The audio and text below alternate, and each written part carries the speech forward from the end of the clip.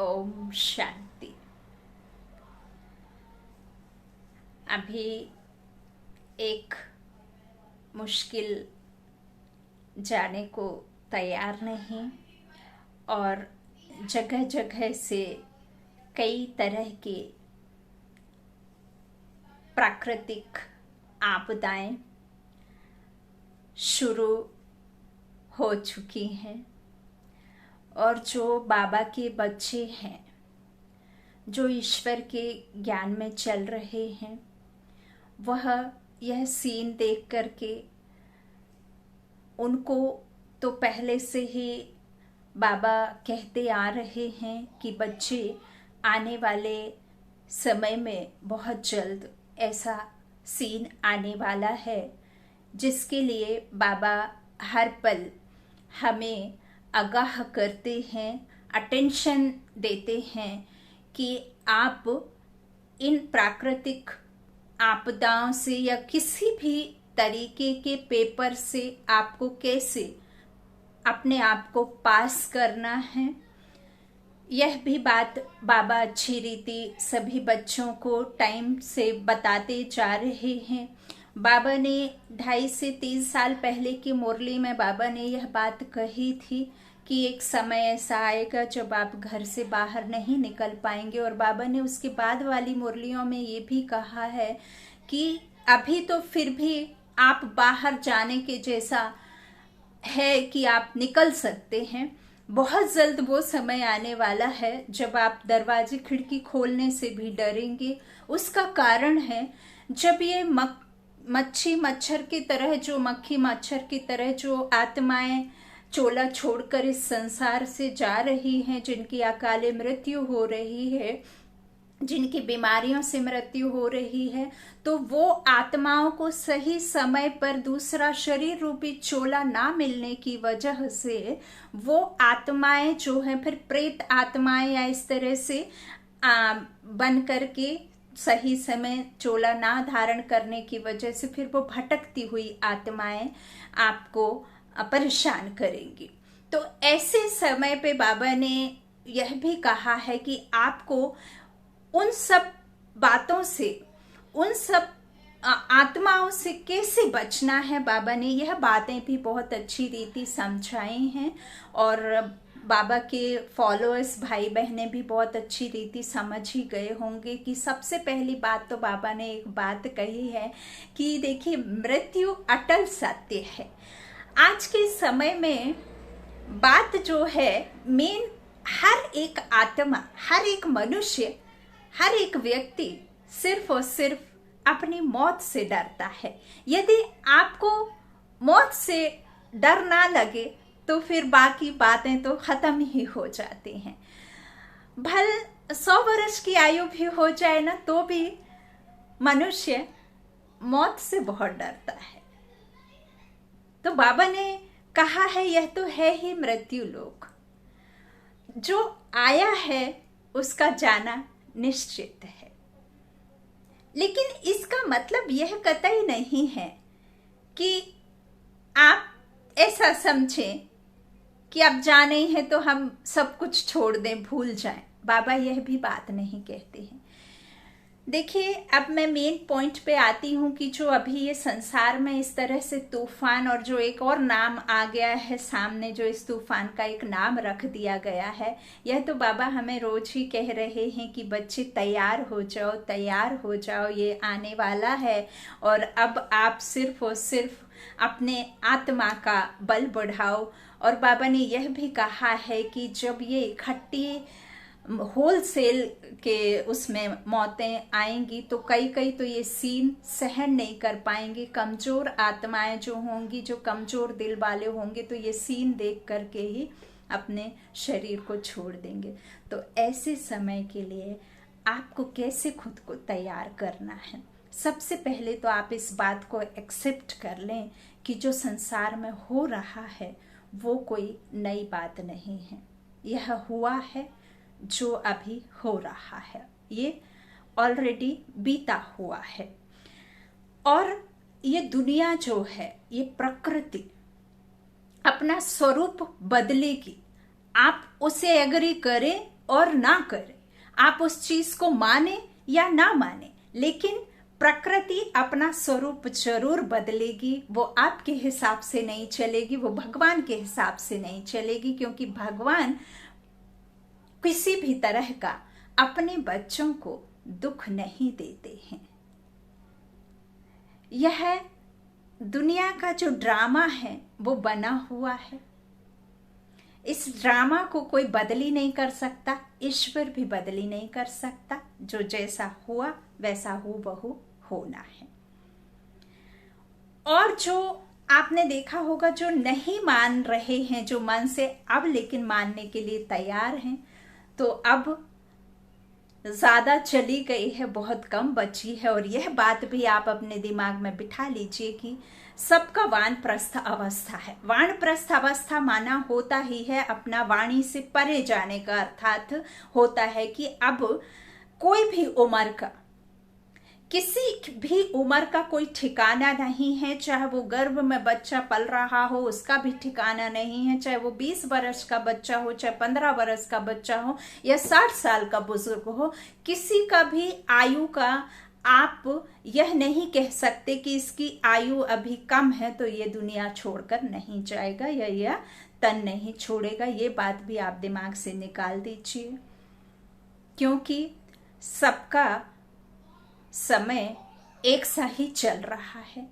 अभी आपने ये 2-3 दिन के बीच में देखा है कि जो तूफान में किस तरीके से घर के घर जमीन में दबकर रह गए हैं। तो ऐसे समय में आप इससे बचने के लिए घर में योग कमेंट्री लगाइए, अपनी आत्मा का बल बढ़ाइए, इस प्रकृति के 5 तत्वों को अपना साथी बनाइए योग बल से। क्योंकि देखिए, हमारे शरीर को ये 5 तत्व ही चलाते हैं। जो अग्नि को आप अपना साथी बना लीजिए, वायु को अपना साथी बना लीजिए, हवा पानी को अपना साथी बना लीजिए, आकाश को अपना साथी बना लीजिए, धरती को अपना साथी बना लीजिए। योग के द्वारा अपना उस 5 तत्वों को जब आप साथी बनाएंगे तो आपको उन 5 तत्वों में किसी भी तरह की जब हलचल होगी तो आपको डर नहीं लगेगा। कई मनुष्य हवा से बहुत डरते हैं, कई मनुष्य अग्नि को देखकर बहुत डरते हैं, और कई पानी से बहुत। तो ये जो 5 तत्वों का जो ये रचना है, और जो हमारा शरीर भी 5 तत्वों का बना हुआ है, तो आप यह मन में बात बिठा लीजिए कि जब हमारा शरीर 5 तत्वों से बना हुआ है तो जरूर वो 5 तत्व आपके फ्रेंड होंगे, जरूर आपके साथी होंगे, तभी तो आपका शरीर चल पाता है। यदि वो 5 तत्व आपके साथी नहीं होंगे तो फिर आप कैसे चल पाएंगे। आप सभी जानते हैं हमारी बॉडी में 82% पानी है, बाकी सब चीजें हैं, भूख है, हवा है। तो देखिए, परमात्मा जो ईश्वर है वह भी ठीक उसी तरह से आपका साथी बनकर आपके साथ रहता है। जिस प्रकार से हम वायु को नहीं देख सकते, लेकिन हर क्षण वायु की हमें आवश्यकता है। प्राण वायु जिसे कहते हैं, वो आप नहीं देख सकते हैं, अदृश्य है वो शक्ति, लेकिन आप उसे हर वक्त उसके उस पर ही जीवित हैं। ठीक इसी तरह से परमात्मा भी आपको दिखता नहीं, लेकिन यदि आप उसका हाथ पकड़ लें तो वो आपको, कितने भी आप तूफान में घिरे रहेंगे लेकिन आपका बाल भी बांका नहीं होगा। यह निश्चय आपको जब होगा, उस ईश्वर की शक्ति पर निश्चय होगा, तभी आप सफल होंगे, नहीं तो बहुत मुश्किल होगी। बहुत मनुष्य आत्माएं हैं जो अभी भी सिर्फ और सिर्फ साइंस की शक्ति पर ही फेथ करती हैं, साइंस पर ही बिलीव करती हैं। अभी भी बहुत ऐसे नास्तिक हैं जो भगवान की बातों को नहीं मानते हैं और ना ही भगवान को समझना चाहते हैं और ना मानना चाहते हैं। अभी भी वो अपनी माया में जो स्थूल धन है, जो उनके पास में सुख सुविधाएं हैं, उनको लेकर के वो इतना अधिक अपने आप को ऐसा समझते हैं मानो स्वर्ग में मैं बैठा हुआ हूं। तो देखिए, ये तूफान में जो आप अपने स्थूल धन को इकट्ठा करके रखे हुए हैं कि अगली 3 पीढ़ी के लिए हम जमा कर रहे हैं, यदि वो बैंक एज इट इज जमीन में चला जाए, पानी उसे बहा कर ले जाए, तब उस स्टेज में आप क्या करेंगे? धन तो है, लेकिन धन चला गया, खर्च करने वाला बच गया। खर्च करने वाला जब वो पूरा का पूरा धन चला जाएगा तो वो खर्च करने वाला भी कुछ ही सेकंड्स में चला जाएगा। क्यों? क्योंकि उसका धन में मोह है, तो वो वैसे ही चला जाएगा।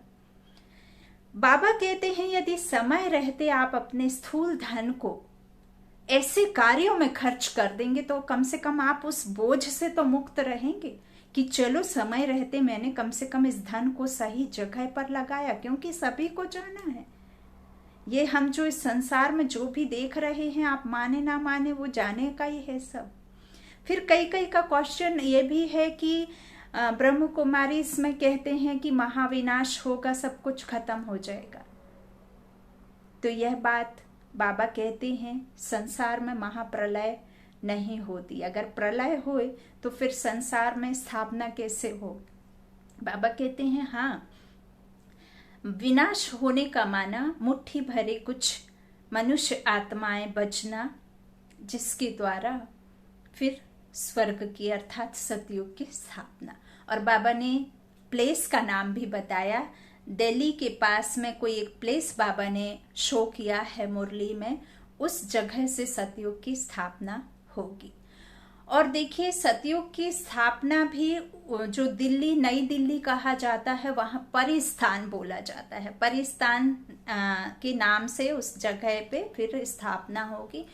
और देखिए, कई बार इस एग्जाम्पल से ऐसे समझ सकते हैं कि सतयुग जब आने का होता है तो आपने देखा होगा कई बार एक बस में कम से कम 100 लोग सवार होते हैं, और जब वो बस का एक्सीडेंट होता है तो सब आत्माएं देह छोड़ देती हैं, लेकिन एक छोटा बच्चा बच जाता है। और वो बच्चा वहां बैठ करके खेलता रहता है, उसको कुछ भी नहीं पता रहता, ना दुख ना सुख, बस वो आसपास का माहौल देखता रहेगा। लेकिन उसे ये नहीं पता कि मुझे रोना है कि गाना है कि कुछ करना है, कि ये लोगों ने देह छोड़ दिया है तो मुझे चिल्ला चिल्ला करके रोना है या खूब दुख प्रकट नहीं करेगा। क्यों?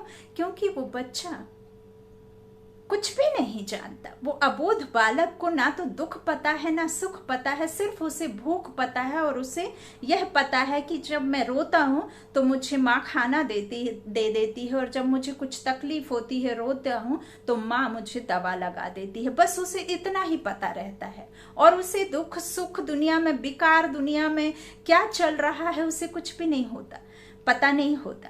तो ठीक इसी तरह से ऐसी कुछ पवित्र पावन आत्माओं के द्वारा ही बाबा ने कई बार मुरली में कहा है कि इस तरह से फिर स्वर्ग की स्थापना होगी। तो यह सब बातों को आप समझकर बुद्धि में रखना है। और यह जो संसार में सीन चल रही है, यदि उससे आप डरेंगे तो आप डर से ही अपना सब कुछ वहीं खत्म हो जाएगा, क्योंकि डर ही जो है उसे अपने मन से निकालना है। यदि ये डर हम नहीं निकालेंगे तो हम हर पल दूसरों को देख करके ही आधे तो हम वैसे ही अपना छोड़ देते हैं सब कुछ। और एक बात, आप सभी को यह बात अंदाज भी लगा लिया होगा, और या फिर आप प्रैक्टिकल में इस बात को देख भी चुके होंगे, एक्सपीरियंस भी हो गया होगा कि इस समय जो देखिए इस तरह के जो तूफान आते हैं, बाबा ने ये भी कहा है कि आने वाले समय में जो भी ये आपका फोन कांटेक्ट हैं या जो न्यूज आदि है, जो मीडिया है, ये सब चीजें आने वाले समय में नहीं रहेंगी। इस बात को भी बाबा ने क्लियर किया है। तो सबसे पहले आपको पता है, जब तूफान या बारिश होती है तो सबसे पहले बिजली को गोल किया जाता है, करंट को कट ऑफ किया जाता है, क्योंकि पानी के साथ बिजली का जब एक साथ होता है तो फिर उसका करंट होता है, तो उससे और ज्यादा अधिक मौतें हो सकती हैं। इसीलिए सबसे पहले तो ये जो करंट की बात होती है उसे ही बंद किया जाता है। अब जब तूफान आदि आते हैं तो सबसे पहले तो जो स्ट्रीट लाइट वगैरह हैं, जो इलेक्ट्रिसिटी के जो जिसके थ्रू जा रही होती है, वही ठप्प होता है, तो इसकी वजह से फिर कांटेक्ट आदि नहीं कर पाते हैं। तो इस समय पे आपको ये भी नहीं, आप सहायता ले सकते हैं मीडिया के द्वारा या अपने फोन डिवाइस के द्वारा कि आप योग कमेंट्री रख लें और योग बल से आप उसकी रिपीट करते हुए योग करें, तो यह भी संभव नहीं है। तो आप उस समय योग कैसे करेंगे? तो उसके लिए आपको या तो आप अपने पास में छोटे छोटे वीडियो योग के रख लीजिए, या फिर आप इस तरह से खुद में नोट डाउन कर लीजिए और 2, 4, 10 दिन, 2 महीने, 3 महीने आप प्रैक्टिस में रहिए कि हमें कैसे अपनी स्थिति को बहुत शक्तिशाली बनाना है। कौन सी ऐसी कहना चाहिए है बाबा के महावाक्य हैं जिससे आप अपने आप में आत्मबल पैदा कर सकते हैं, आत्मबल अपने अंदर भर सकते हैं। उन चीजों को आप प्रैक्टिस में रहिए, बजाय इसके कि यहाँ ये हो रहा है, वहां वो हो रहा है। देखिए, हम दुख करेंगे तो उससे दुख खत्म नहीं हो जाएगा। यदि हम दूसरों को देख करके दुखी हो जाएंगे तो उससे उनका दुख कम नहीं हो जाएगा। दुख इससे जरूर कम होगा कि आप अपने अंदर, खुद के अंदर बल भरें और सामने वाली आत्माओं को भी बल, संकल्पों की शक्ति से भेजें।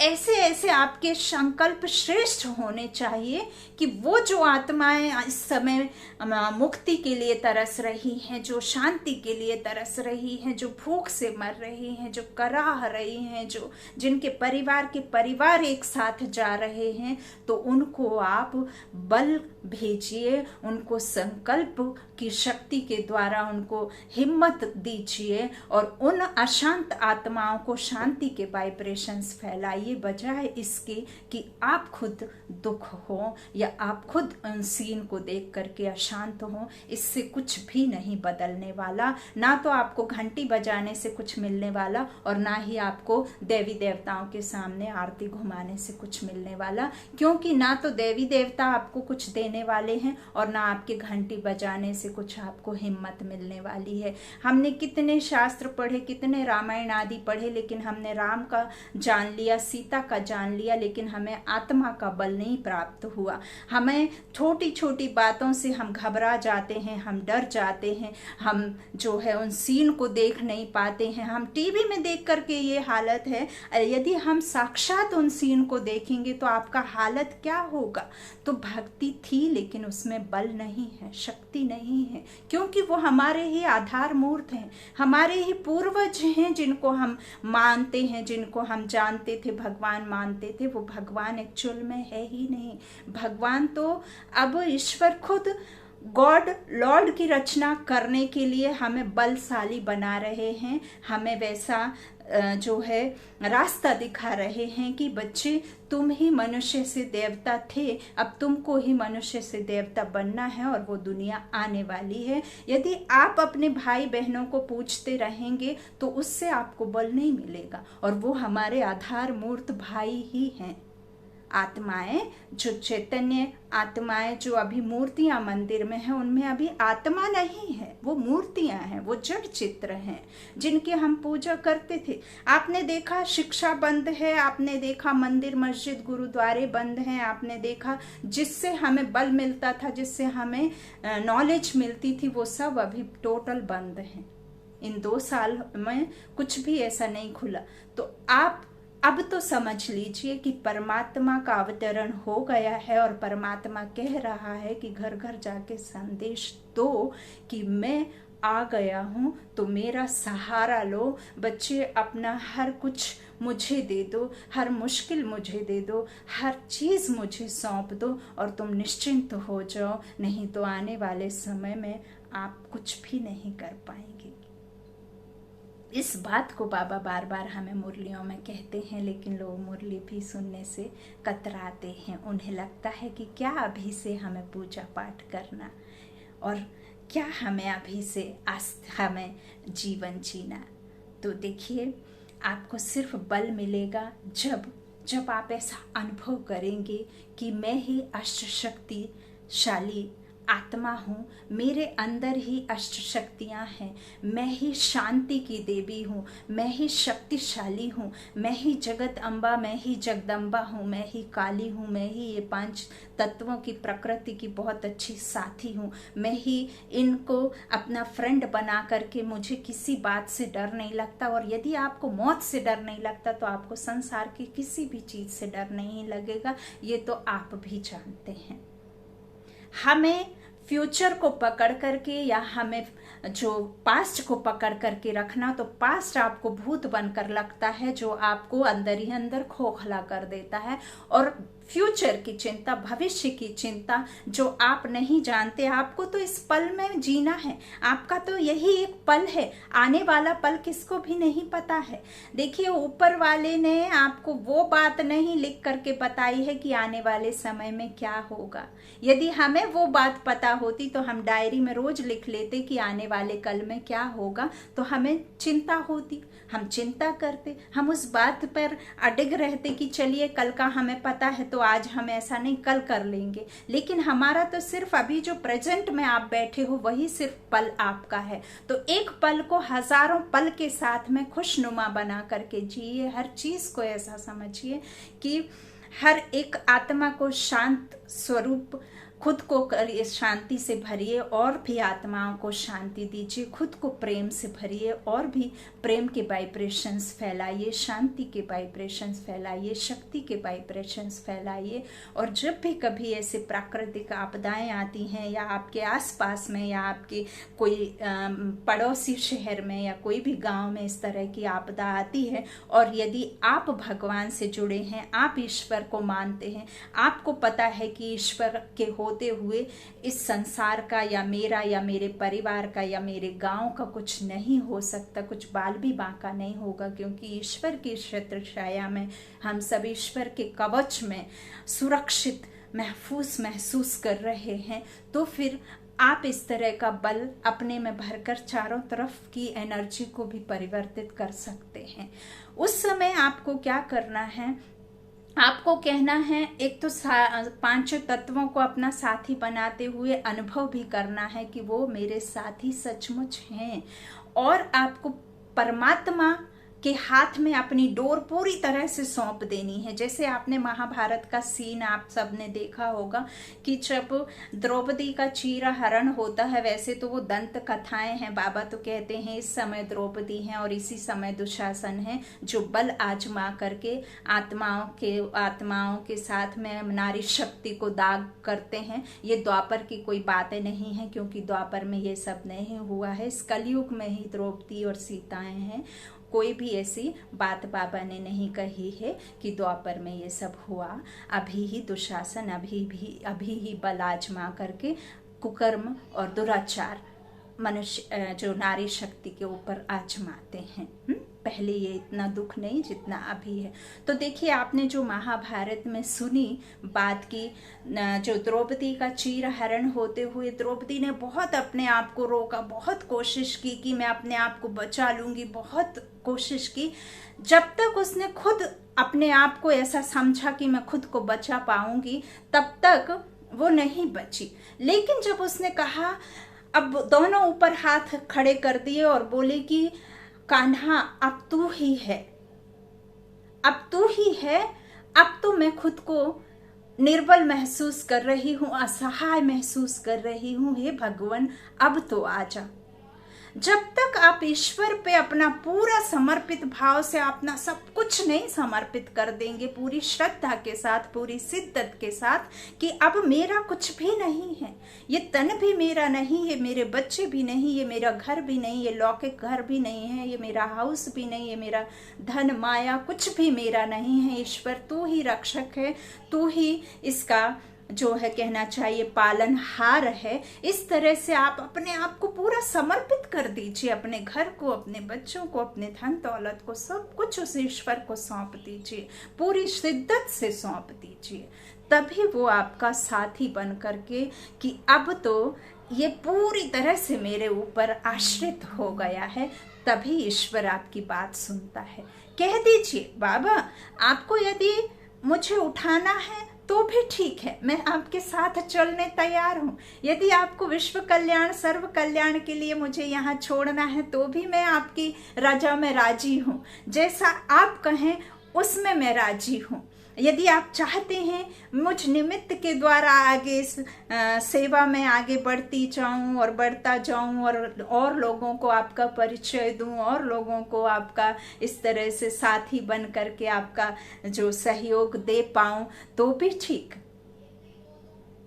उसमें भी मुझे मंजूर है। और उसमें भी मुझे मंजूर है कि आपको कैसे हमें लेकर जाना है या छोड़ कर जाना है, या आपको किस में राजा है, उसी में मैं राजी हूँ। इस तरह से आप परमात्मा पर सब कुछ छोड़ दीजिए। जब भी इस तरह का प्राकृतिक आपदाएं आती तो आप हाय हाय मत कीजिए कि हाय मेरा घर, हाय मेरा परिवार, हाय मेरा ये। आप उसे निश्चय से याद कीजिए, उसके ऊपर आप अपना निश्चय बना लीजिए कि जब मैंने अपने उस ईश्वर का साथ और हाथ पकड़ा है जो इस संसार को चला रहा है, तो भला मेरे परिवार या मेरे पड़ोसी या मेरे गांव या मेरे देश को कैसे नहीं सहारा दे सकता, कैसे सहारा नहीं दे पाएगा। आपको उस बात पर, खुद पर तो आपको फेत होना है, आपके संकल्पों को तो आपको ऐसा कहना है, अनुभव करना है कि मैं जो कह रहा हूँ वही सच है, जो मैं मान रहा हूँ वही सच है, जो मैं सोच रहा हूँ वही सच है। यदि आप अपनी स्थिति में ही स्थित नहीं रहेंगे, अपने संकल्पों में ही आप अनुभव नहीं कर पाएंगे, तो फिर कैसे संभव है किसी बात से निकलना, किसी पेपर से पास होना, किसी मुश्किल में आप निकल पाएंगे? कब? जब आप खुद पर निश्चय करेंगे, आप खुद को बल से भरेंगे, आप खुद में यह बात को धारण करेंगे कि मेरा साथी ईश्वर है और मैं शिव शक्ति हूँ। देखिए, ईश्वर आपके पास में आकर के खड़ा नहीं हो जाएगा कि चलो हाथ पकड़ लो और अपने अपने परिवार का हाथ मेरे हाथ में दे दो और चलो मैं तुम्हें इस तूफान से बाहर निकालता हूँ। नहीं, ईश्वर ये नहीं करता है। ईश्वर तो आपको बल से भरता है, आपको ऐसा बलशाली बनाता है कि आप उस तूफान से आसानी से निकल जाएं। और वह तभी संभव है जब आप हाय हाय नहीं, आप यह सोचेंगे कि मेरा वाह वाह बाबा मेरा साथी बनकर मेरे साथ वाह वाही करने के लिए खड़ा है कि बच्चे तू डर मत, मैं हूं। तब ईश्वर आपका साथी बनकर आपको शक्तियों से भरेगा, तब आप उस मुश्किल से बाहर निकल पाएंगे, तभी आप अपने परिवार को बाहर निकाल पाएंगे। नहीं तो यूं तो जो सीन आ रही है उन सीनों को देख के तो वैसे ही सभी समझ रहे हैं कि अभी एक समस्या नहीं गई दूसरी आ गई, और क्या पता कौन सी।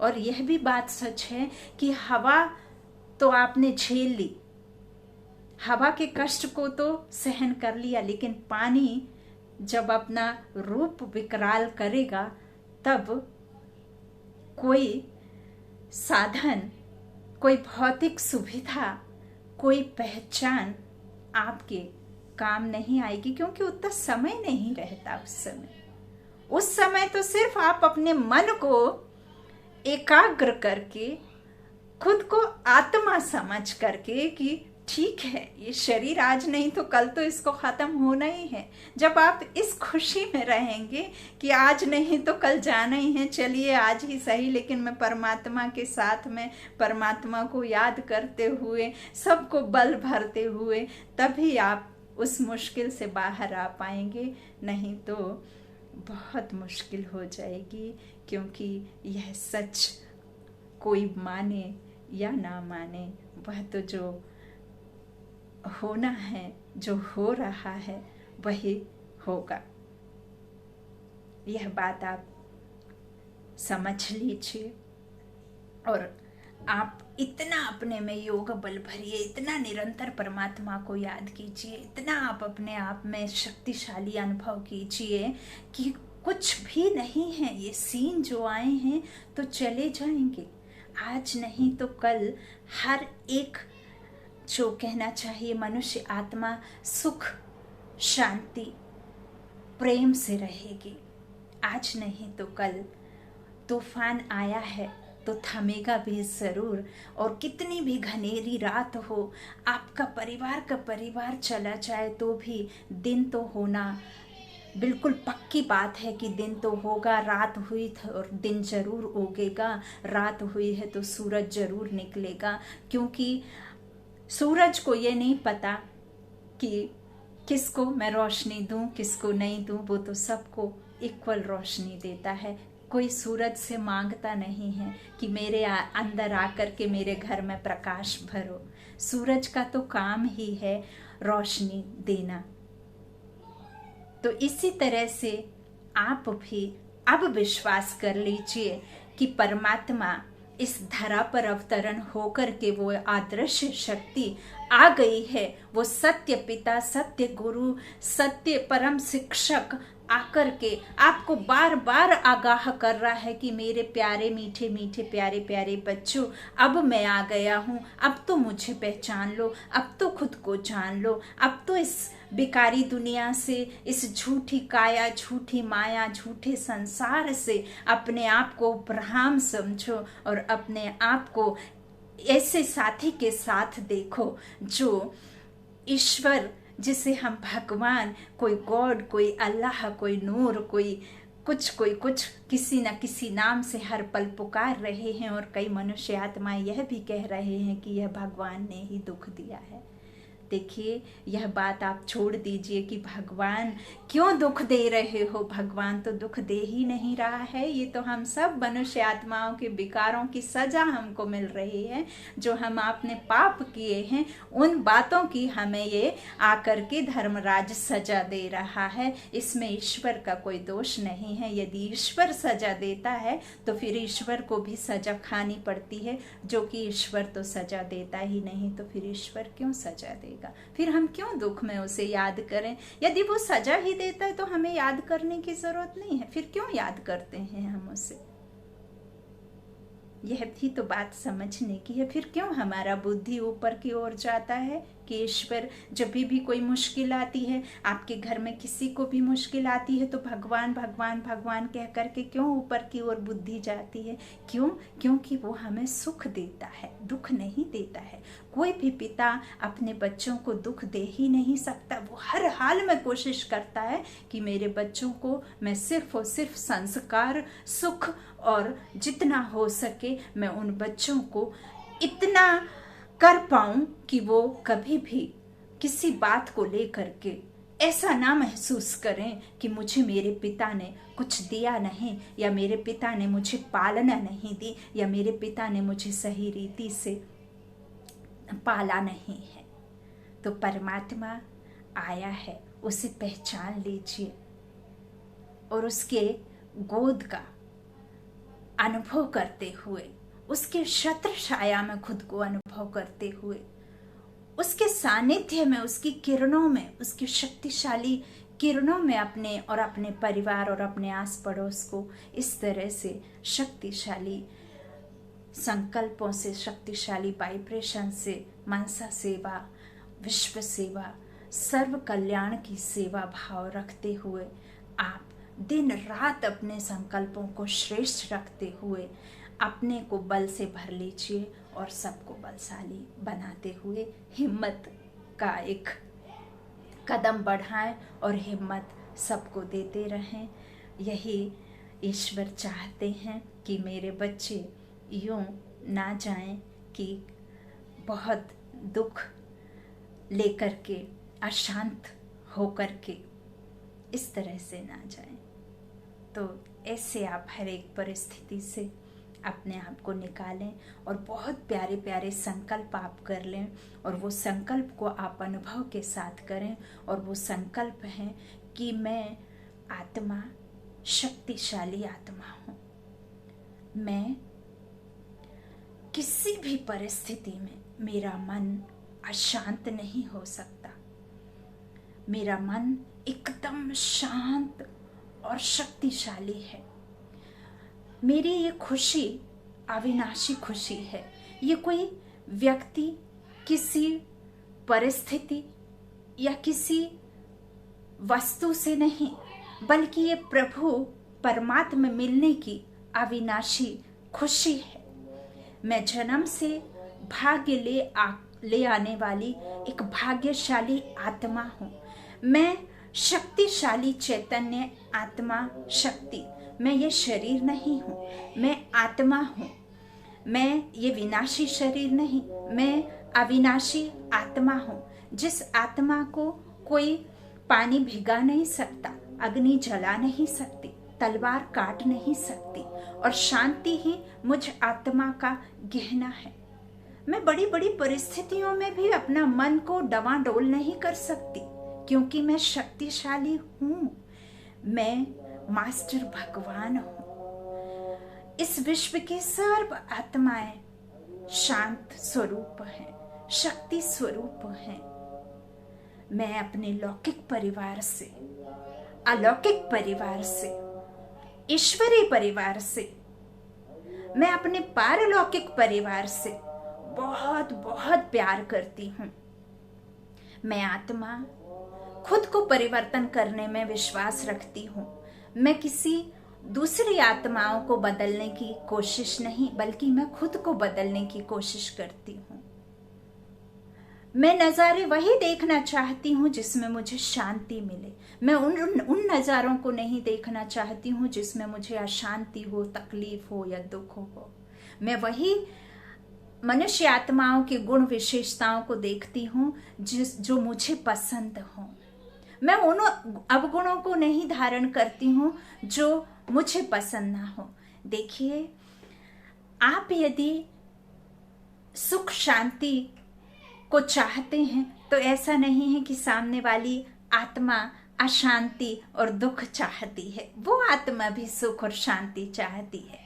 जैसा आपकी आत्मा चाहती है वैसे ही सामने वाले की आत्मा चाहती है। मैं भाग्य विधाता की भाग्यशाली संतान हूं। मैं आत्मा ईश्वर की संतान।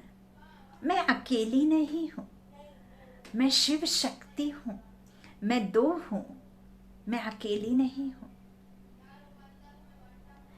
मैं वह हूं जो अभी भी संसार को मिला नहीं है, जो उसकी चाहत में, उसकी पहचान में, उसकी प्राप्ति के लिए भटक रहे हैं। मेरा तो वह स्वयं आकर के साथी बना है, सहारा बना है। उसने मुझे स्वयं पढ़ा रहे हैं, आकर के मुझे ज्ञान दे रहे हैं, मुझे ज्ञान रत्नों से भर रहे हैं, मुझे शक्तियों से भर रहे हैं। उसकी छत्र छाया में उन 7 रंगों की किरणों को अपने में बिल्कुल फाउंटेन की तरह, ऐसा जैसे कि झरने की तरह कल छल छल लगातार बहता रहता है, ऐसे ही अपने में धारणा करते रहें। उसे ऐसा महसूस करें कि वो मेरे अंदर में अवशोषित हो रहा है और मुझे वो बिल्कुल इतना बलशाली बना रहा है। मैं स्वस्थ हूँ, निडर हूँ, निर्भीक हूँ, और मैं उसकी छत्र छाया में खुद को अनुभव करती हूँ। अपने सर से